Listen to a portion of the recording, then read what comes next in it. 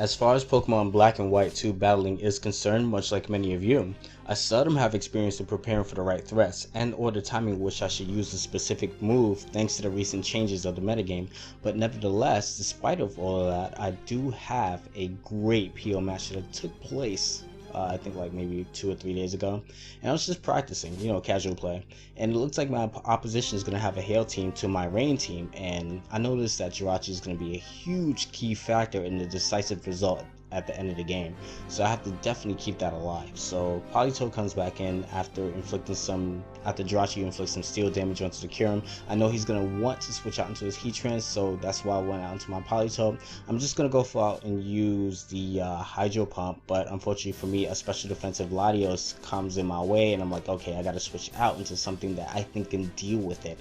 So initially I went for the U-turn on the Latios, because Latias,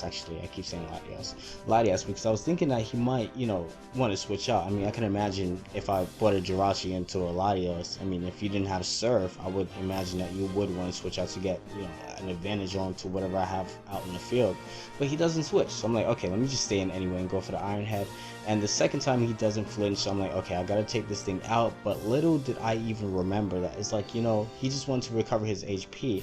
So why would he want to stay with his Latios after he recovered his HP when he clearly has Heatran? Come on, Kashif, you gotta play better than that, man. But anyway, I just switch out into Politoed and he gets a free hit, so I'm like, okay, gotta get my game on. I'm just gonna switch out to Terrakion on the double switch. I know he's not gonna, expect me to have the Earthquake, even though that's kind of common, thanks to the amount of tentacles that I do see running in the rain, and I guess a lot of players also. So Earthquake is kind of common on the Choice Banded Terrakion. I was able to take out a huge threat before it is able to do anything to the rest of my team. I mean, this thing resists everything I have, and little did he know that. So it's great that I got that thing out the way. In comes the Kyurem. We're dealing for Kyurem behind the substitute here, so we have to kind of fake it out. Kyurem goes for the Earth Power. I knew he has something that will deal super effective damage onto the Jirachi. I'm not exactly sure if that thing gets Flamethrower. I mean, it is a dragon, but then again it's ice, so I guess it doesn't make sense for it to get Flamethrower.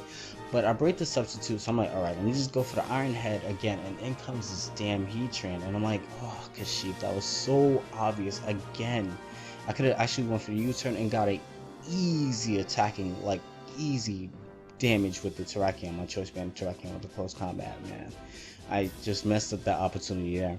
But in comes the Kyurem. I know he's not going to want to stay in with the Heatran, and I'm just going to go for the substitute, and I'm correct, and I'm able to inflict that Kyurem with some poison damage, so that was great. So I'm just going to go for the Protect just to recover a little bit of HP, also in the process stalling out his HP as well. I'm just going to go for the Earthquake, predicting him not to go to an Ice move, because I was thinking that he might predict me to go out to my Jirachi, since Jirachi would potentially, Jirachi is the biggest threat that he has to deal with, so me abusing Jirachi and being kind of obvious with it is not ideal to my victory at all. So I have to be careful how I bring that thing in. In comes the Bomber's Note, and I have my Choice Band Terrakion. That thing is going to wreck something. Something's going to destroy it. So that thing bites the dust, and I don't have to worry about winning the Weather War anymore.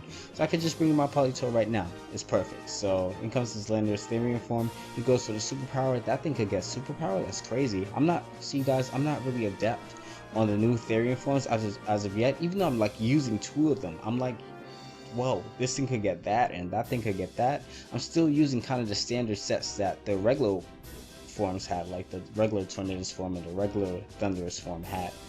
So it's not even too recently that I realized that you can actually use Thunderous form, the Therian form, in OU. I was like, whoa, that's crazy. Nevertheless, Heatran, thanks to me missing my Focus Blast, is going to be able to survive and in return take out my Tornadus Therian form, so that kind of upset me a little bit. I know he's not going to want to stay in with the Heatran. Well, I thought he wouldn't want to stay in because he has like Latios, so I could imagine him not wanting to stay in, but that actually played out against him because I'm able to get up a free substitute and finish off that thing while retaining my substitute for the next Pokemon, hence his Latias. So that's great. I know this thing doesn't have rest since it just showed me recover earlier on. I know he's going to predict me to switch out, so I was like, oh my lord, can this go any more greater? Perfect. This is perfect. I could just like sub-stall this thing out. So that's all I'm really going to do. I'm just going to set the substitute again, And yeah, it looks like this is it. So I was surprised that I went first. Then I remembered that he had Roar. I was like, oh yeah, I forgot about that thing. I decided to go for the trick as opposed to going for the Iron Head. I have no idea why I did that, because I should just went for the Iron Head. I mean, hey, Iron Head would inflict some damage, and then he has like the Toxic, so it's not like he's living anything anytime soon anyway.